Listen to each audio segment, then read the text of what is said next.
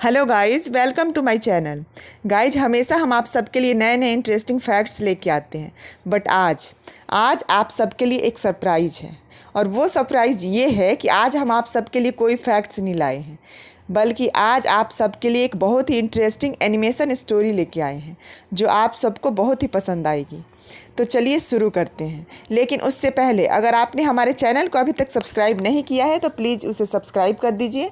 Video पसंद आए तो लाइक एंड शेयर कर दीजिएगा और प्लीज़ हमें कमेंट करके ज़रूर बताइएगा कि स्टोरी कैसी लगी। ना का बदला। किसी गांव में एक गरीब पंडित परिवार रहता था। उसके परिवार में पति पत्नी एवं उसका एक लड़का रहता था। कई दिनों तक जब ब्राह्मण के परिवार को खाना नहीं मिलता है, एक दिन उसकी पत्नी उससे कहती है, इस तरह भूखे पेट कितने दिन जीवित रहेंगे? आप कहीं जाकर कुछ मांग कर लाते तो हम लोगों की भूख शांत होती। हम लोगों के साथ साथ अपना बच्चा भी भूखा रह रहा है। कई दिनों से खाली घूम के वापस आ जाता हूँ, कोई कुछ देने को तैयार ही नहीं है। भगवान की जैसी इच्छा। अगर आस पड़ोस में कुछ नहीं मिलता तो आप राजा के पास क्यों नहीं जाते हैं? सुना है यहाँ के राजा बहुत ही अच्छे हैं, वे भूखे को भोजन देते हैं। ठीक है, मैं आज ही राजा के पास जाता हूँ। इतना कहकर पंडित जी राजा के पास चल पड़ते हैं। कुछ दूर रास्ते में आगे जाने पर एक आवाज सुनाई देती है, ठहरो पंडित। पंडित जी रुक कर देखते हैं, परंतु आवाज की दिशा में कोई दिखाई नहीं देता है।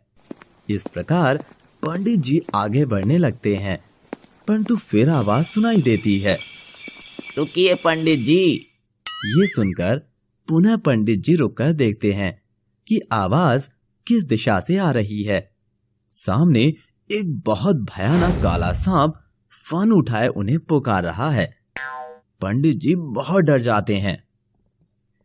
उनका पैर आगे बढ़ ही नहीं रहा है। ये देखकर सर्प बहुत ही नरम आवाज में बोलता है, पंडित जी इधर मेरे पास आओ। ये सुनकर पंडित जी कांपते कांपते उसके पास पहुंचते हैं और पूछते हैं, हे नाग देवता, मैंने आपका कुछ नहीं बिगाड़ा है, फिर भी आप मुझे क्यों परेशान कर रहे हैं? मैं तुम्हें परेशान नहीं कर रहा हूं, तुम ये बताओ कहां जा रहे हो? ये सुनकर पंडित जी अपनी पूरी कहानी सुनाते हैं तथा कहते हैं, मैं राजा के पास भिक्षा मांगने जा रहा हूं, क्योंकि इसके अलावा मेरे पास कोई उपाय नहीं है। मैं तुम्हें एक बेहतरीन उपाय बताता हूं। तुम राजा के पास जाकर कहना कि हे राजन, मैं भविष्य देखता हूं। लेकिन मैं तो महामूर्ख हूं, भला मैं कैसे भविष्य बताऊंगा? मैं जैसा बताता हूं वैसा करना। तुम पहले बताना कि मैं भविष्य वक्ता हूं, और जब राजा कहेगा कि इस साल का भविष्य बताएं, तो तुम कहना कि इस साल आपके राज्य में भीषण आग लगने वाली है, जिससे बहुत नुकसान होगा। ये सुनकर पंडित उस सर्प को प्रणाम कर राज दरबार की ओर चल देता है। सर्प के बताए अनुसार पहले अपने आप को ज्योतिष बताता है एवं राजा के पूछे जाने पर वो उनसे साल के भविष्य फल में ये बताता है कि आपके राज्य में भीषण आग लगने वाली है। ये सुनकर राजा को क्रोध आ जाता है और राजा उस पंडित को कारागार में बंदी के तौर पर डाल देते हैं। लेकिन थोड़ी ही देर में राजा को अपने कर्मचारियों द्वारा ये सूचना मिलती है कि राज्य के कई हिस्से आग की चपेट में हैं। वो लोग आग बुझाने का काम कर रहे हैं। ये सुनकर राजा इस पंडित को छोड़ देते हैं एवं 1 साल के लिए अन्न वस्त्र देकर पुनः अगले साल आने का निमंत्रण देते हैं और अगले साल आकर फिर से भविष्य बताने का निमंत्रण भी उसे देते हैं और विदा कर देते हैं। इस प्रकार वो पंडित एक बैलगाड़ी पर राजा के द्वारा दिए गए धन को लेकर अपने घर वापस आते हैं।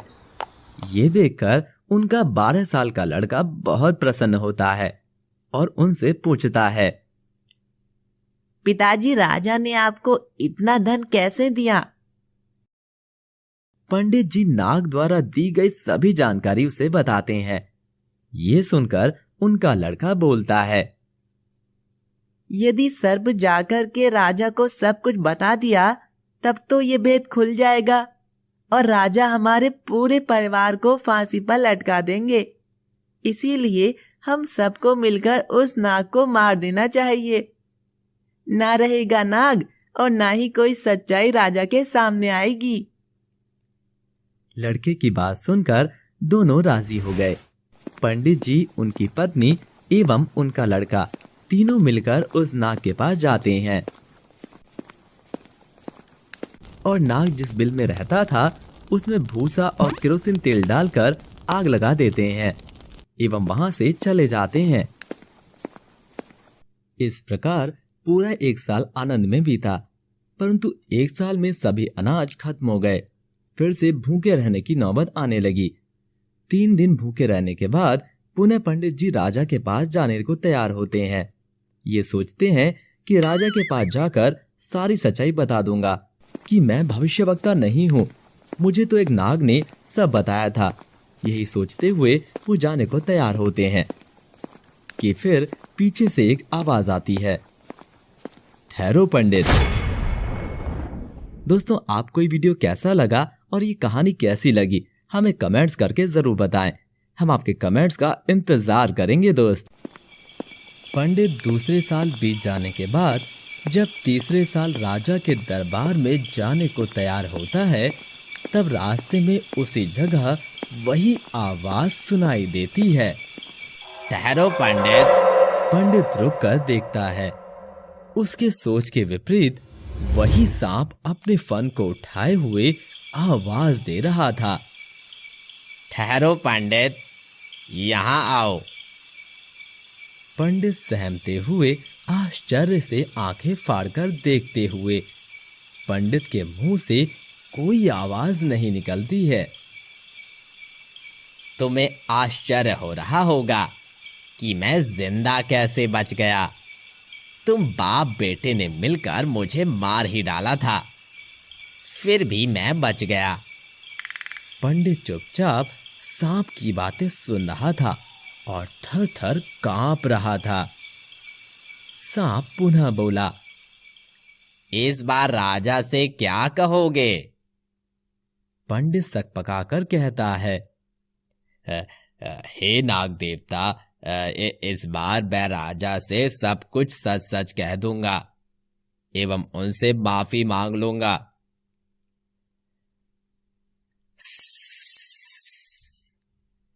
नहीं पंडित, इस बार भी तुम वही कहोगे जो मैं तुम्हें बताऊंगा।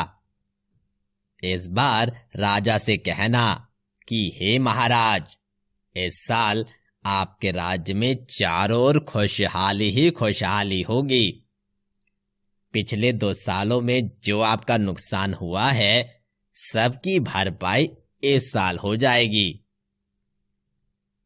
और अगर तुम ऐसा नहीं कहोगे तो मैं तुम्हें डस लूंगा। नहीं महाराज, आप जैसा चाहते हैं वैसा ही कहूंगा। पंडित नाग से विदा लेकर पुनः चल देता है। इधर राज दरबार लगा हुआ है। महाराज इस साल की भविष्यफल जानने के लिए उत्सुक हैं। पंडित जी अभी तक नहीं आए, न जाने इस साल का भविष्यफल कैसा रहेगा। उसी समय पंडित जी का प्रवेश होता है। महाराज की जय हो। आइए आइए पंडित जी, हम आप ही का इंतजार कर रहे थे। आइए आइए बैठिए पंडित जी। राजा जी पंडित जी को बिठाते हैं। पंडित जी, इस साल हमारे राज्य का भविष्यफल कैसा रहेगा, आप हमें बताने की कृपा करें।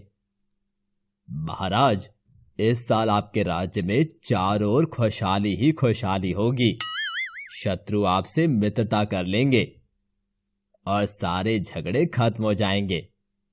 चारों ओर उन्नति ही उन्नति होगी। अच्छा, सच पंडित जी?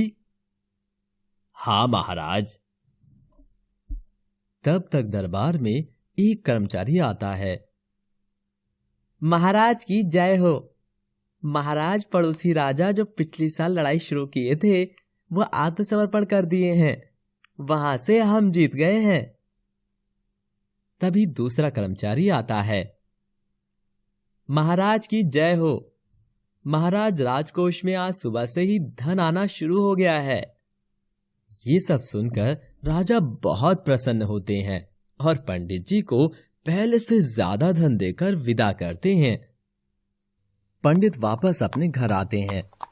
उनके पुत्र पत्नी उनसे इस धन के बारे में पूछते हैं, क्योंकि जानकारी के अनुसार राजा तो उन्हें 1 साल के लिए धन सब्जी नहीं देंगे, इसलिए पंडित से वो बातें पूछते हैं।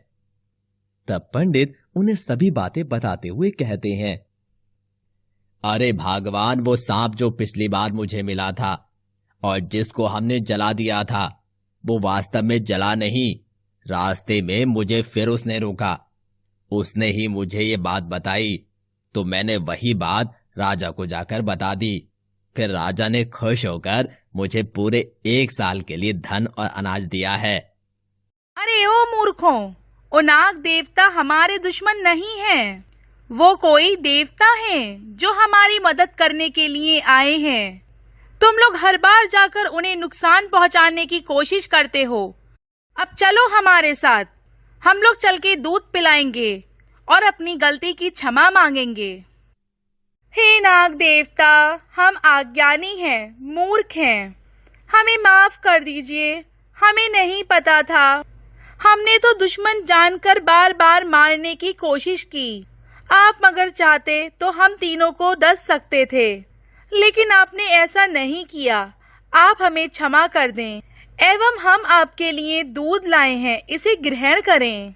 हे ब्राह्मण परिवार, आप सबका कोई दोष नहीं है, अपने अपने समझने की बात है। आप अपने दुश्मन को लाठी डंडे से मारना चाहते हैं और मैं उपकार करके। ये कहकर नाग दूध पिया और अंतर्ध्यान हो गया।